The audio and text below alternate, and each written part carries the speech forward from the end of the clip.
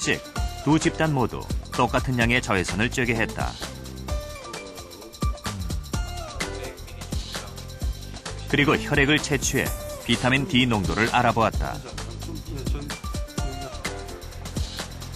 과연 체내 혈중 비타민 D의 농도가 어떻게 변했을까? 자외선 차단제를 바른 그룹의 혈중 비타민 D 농도는 줄어든 반면 자외선 차단제를 바르지 않은 그룹은 혈중 비타민 D 농도가 올라갔다. 여성들 하점 대부분 다 포함이 되어 있어요. 적어도 SPF 15 이상짜리가 다 포함이 되어 있거든요. 그래서 남성들보다는 여성들이 문제가 되겠죠. 바이타민 D의 그런 결핍 문제 측면에서 본다 그러면 분명 여자들은 문제가 있는 겁니다. 태양이 보내는 햇빛에는 3가지 종류의 자외선이 있다. 그중 우리 피부에 닿는 것은 2가지로 파장의 길이에 따라 자외선 A와 B로 나뉜다. 피부에서 비타민 D를 만들어내는 공급원이 되는 것은 바로 자외선 B다.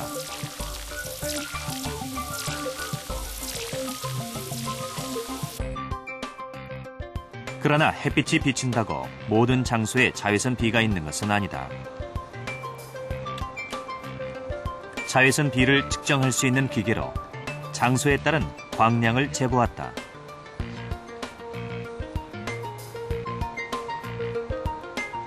야외에서는 자외선 B를 나타내는 수치가 증가하는 것을 볼 수 있다.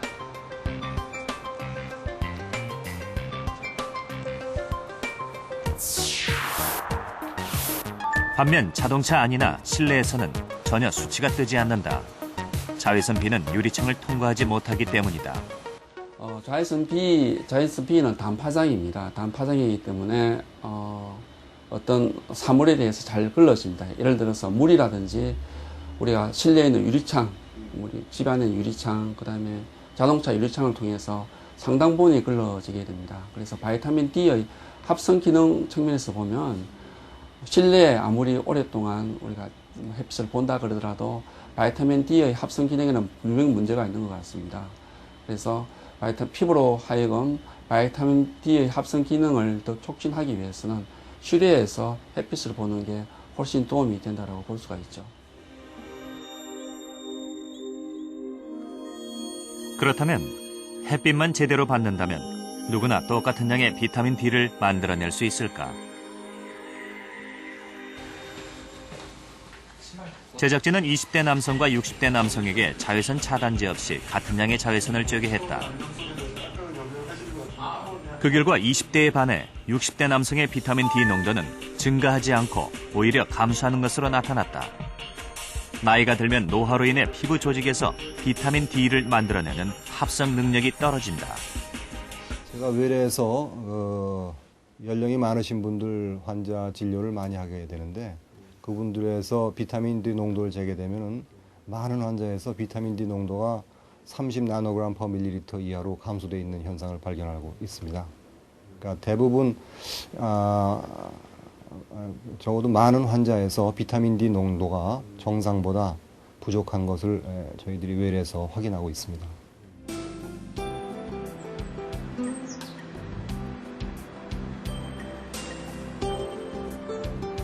경기도 시흥시. 추운 날씨지만 김종훈 씨는 아내와 공원을 자주 산책한다. 점심을 먹고 난 후 햇빛 아래에서 공원을 한 바퀴 돌면 마음까지 산뜻해진다. 평소에 이렇게 산보를 좀 많이 하시는 편이세요? 예, 햇빛이 나고 날씨가 좋으면 자주 하는 편입니다. 사모님도 좋아하세요? 예. 오후에 1시, 2시. 아침에는 한 11시나 12시 사이.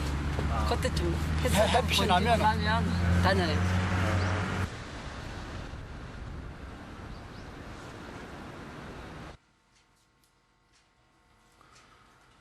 올해 59인 김종훈 씨는 건강에 대해선 누구보다 열정적이다. 아프지 않고 건강하게 사는 것이 무엇보다 중요한 행복의 원칙이라고 생각하기 때문이다. 건강은 남이 못 챙기거든. 건강할 때 건강을 지켜야지.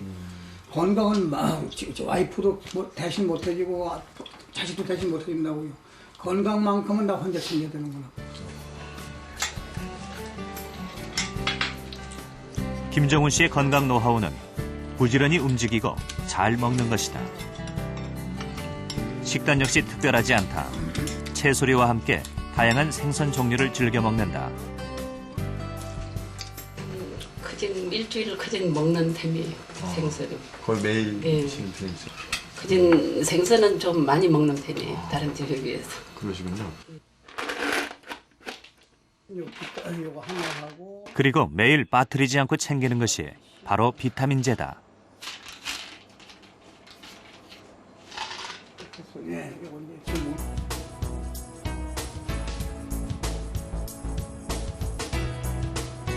김정훈 씨는 5년 전부터 비타민 D를 포함한 비타민제를 복용하고 있다. 비타민을 먹어서 그런 건지 안 그러면 그 와이프가 음식을 잘 섭취를 해줘서 그런 건지 운동해서 그런지 모르지만은 굉장히 도움이 됐다고 생각이 돼요.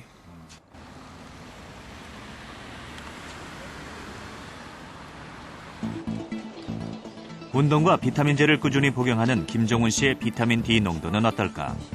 혈액 검사를 통해 본 혈중 비타민 D 수치는 29.7, 정상에 속하는 것으로 나타난다.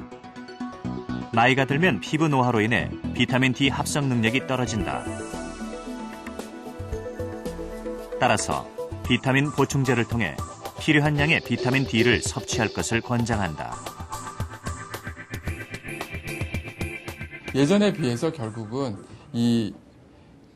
그 실내 활동이 증가하게 되고 결국은 이제 그 햇빛 차단제를 밖에 나갈 때마다 무조건 햇빛 차단제를 바르기 때문에 비타민 D가 만들어지는 루트가 차단되기 때문에 결국은 비타민 D 결핍이 오고 있습니다. 그래서 나이 드신 분이라든지 햇빛 활동이 부족한 사람들한테는 어쩔 수 없이 외부로부터 비타민제를 공급을 받아야 됩니다. 비타민 D는 다른 비타민들과는 달리 음식으로 충분한 양을 섭취하기가 어렵다. 비타민 D가 들어있는 식품은 생선과 유제품, 계란 노른자나 버섯 등으로 제한적인 데다가 식품 속에 포함된 양이 상당히 적기 때문이다.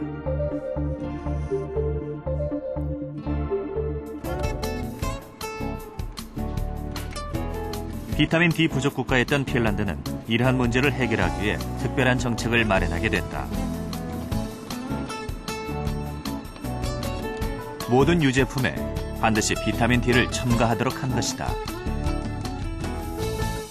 핀란드 사람들의 비타민 D 섭취량에 대한 평가를 했는데 그 결과가 상당히 낮게 나왔습니다. 핀란드 사람들은 음식을 통해 섭취하는 비타민 D 양도 적고 햇빛도 많이 쬐지 않기 때문입니다. 그래서 2003년부터 유제품에 비타민 D를 첨가하기로 결정했습니다.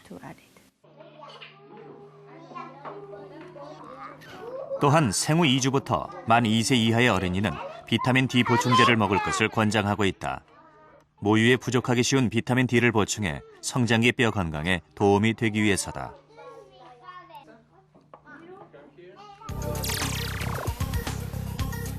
그 결과는 눈에 띄게 달라졌다. 핀란드 어린이에 부족했던 비타민 D 섭취량은 비타민 D 강화 정책이 시행되면서 하루 권장량을 웃돌 정도가 되었다.